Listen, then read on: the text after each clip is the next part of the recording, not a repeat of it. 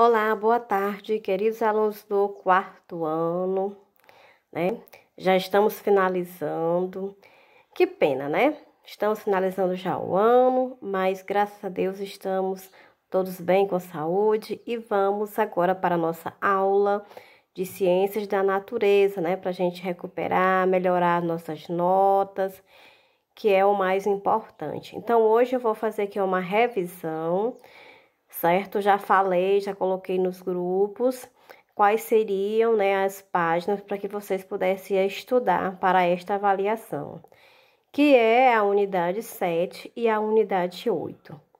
Na unidade 7, nós temos aí, né, como tema explorando o ambiente, onde nós vamos falar bastante sobre, né, as diferenças em locomover e movimentar, que são duas coisas diferentes, né? Quais são os animais que se locomovem e por quais motivos, né? Os seres vivos, aliás, e quais são também os seres vivos que se movimentam, né?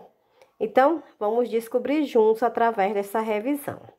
Bom, aí nesta revisão nós temos o seguinte: acompanhem no livro de vocês, na página 135.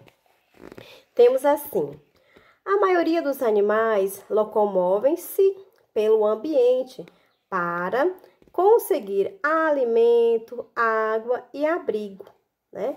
Então, muitos fazem esse tipo, né, de locomoção com este sentido de poder adquirir, né, o alimento, a água e o abrigo. Os ossos e os músculos são fundamentais para a realização dos movimentos, com certeza. Então, memorizem os ossos e os músculos.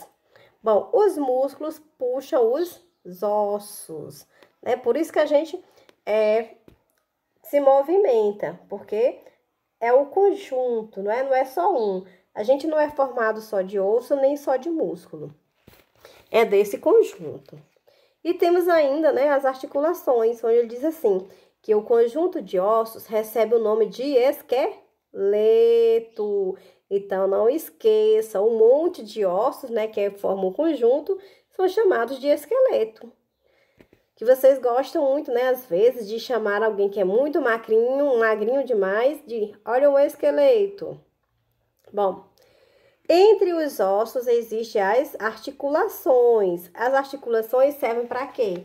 Para que não haja, né, no caso, um choque entre um osso e o outro. Que aí, se acontecer isso, o osso vai se desgastando. Então, tem as articulações para amenizar, para que a gente não sinta dor quando a gente se movimentar. No corpo, há músculos voluntários, que são aqueles, né, que só se movimentam quando a gente, né, eles funcionam somente quando a gente quer. Bom, com os dois braços, né, nós temos os braços, as mãos, as pernas, que se movimentam quando a gente quer que eles se movimentem. Então, são voluntários. E os músculos involuntários? Os involuntários são aqueles que se movimentam mesmo sem a gente querer. No caso, como o intestino, o coração, os rins, né? Então, o respirar, né? Os pulmões. Então, eles são órgãos que se movimentam involuntariamente. Bom, todos os animais vertebrados, que têm vértebras, têm esqueleto interno. Entre os invertebrados, que são aqueles que não têm ossos, há animais de esqueleto externo e esqueleto interno e animais sem esqueleto. Bom, alguns desses animais se deslocam lentamente, outros são velozes. Há animais que vivem fixo, né, em algum substrato, ou seja, na terra ou em alguma planta, fixo em alguma coisa, né? Eles se alimentam por meio da circulação de água no interior do corpo, com como nós iremos dar uma olhada, né? Temos alguns desses animais. As plantas não se deslocam no ambiente, mas fazem alguns movimentos em resposta e estímulos. Então, vamos ver. Olha só. Os animais que não se locomovem, né? Como está aí no livro de vocês. Diz assim, que ainda que pareçam plantas, como a gente vê aí no fundo do mar, né? Não são plantas, são o quê? São corais. São os corais, que são as colônias formadas por animais aquáticos que vivem fixos em algum substrato. Aí, no caso, no fundo do mar, né? Que nós temos aí uma parede de corais. E essa parede, né? Como ele mostra aí, ele diz que essa comunidade, né, é formada por diversos animais que interagem entre si para, né, conter, né, alimentos, obter alimentos, proteção ou para se reproduzir. Então, eles vão para esses locais, né? E a partir daí, todos, né, se alimentam de alguma forma, tá certo? Então, eles não se movimentam, mas eles se locomovem, tá certo? Eles estão presos lá como se fosse uma planta, mas eles não passam fome, nenhum tipo de necessidade. Bom, e agora os que se movimentam, como nós temos aí, né? Nós temos as plantas, né? O movimento das plantas. O que acontece com o movimento das plantas, como a gente está vendo aí? Olha só, isso aí está lá na página 133, tá? Ele diz que você já sabe que as plantas produzem o próprio alimento, não é? Então, elas não precisam se deslocar para encontrar comida. Diferente de nós, né? Que nós precisamos ir atrás da comida, plantar, cultivar, colher. As plantas não.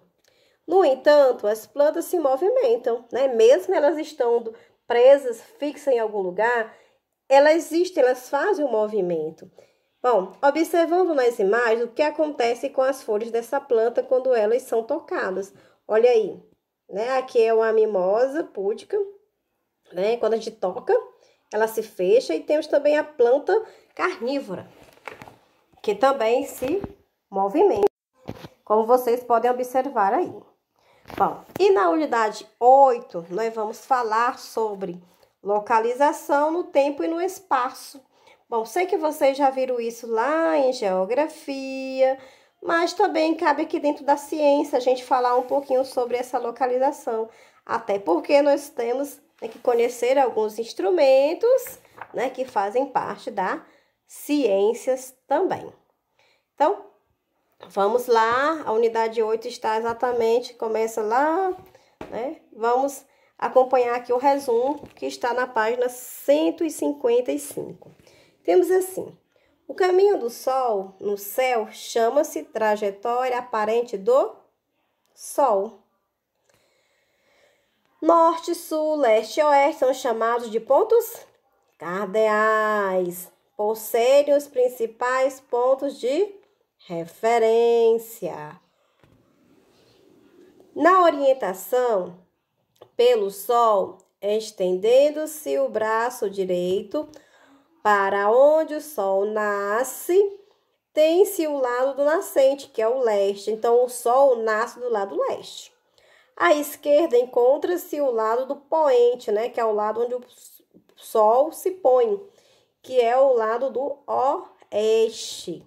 E à frente está o norte e às costas está o sul. Aí nós temos um aparelhozinho, né, que é o gnomon, né, que ele é o nome dado para a arte ou vara utilizada para determinar as direções com base no movimento do Sol. Ou seja, de acordo com o movimento que o Sol faz, ele também, né, marca com a sua sombra. Também nós temos um outro instrumento, que é a bússola, que é um instrumento que utiliza os campos magnéticos da Terra para determinar de que lado fica o norte. O movimento aparente do Sol faz com que as sombras, né, mudem de tamanho ao longo do dia.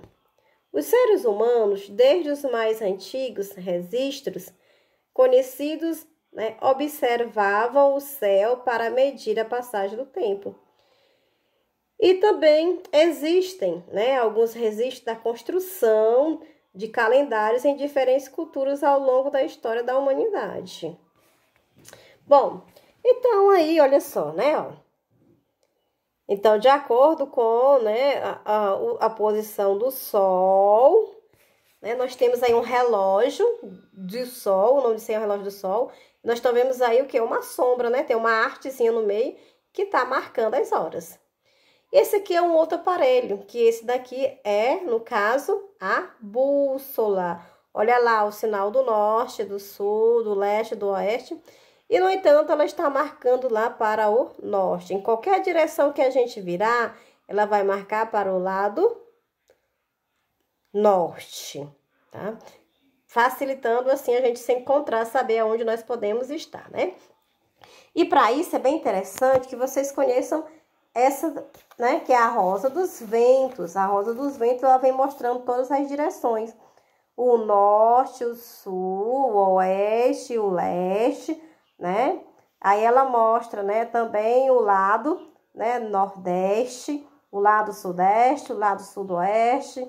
Então, é interessante que a gente possa conhecer e ver e entender a rosa dos ventos. Bom, meus queridos, então é isso que vocês vão estudar para esta avaliação da unidade 7 e a unidade 8, tá certo?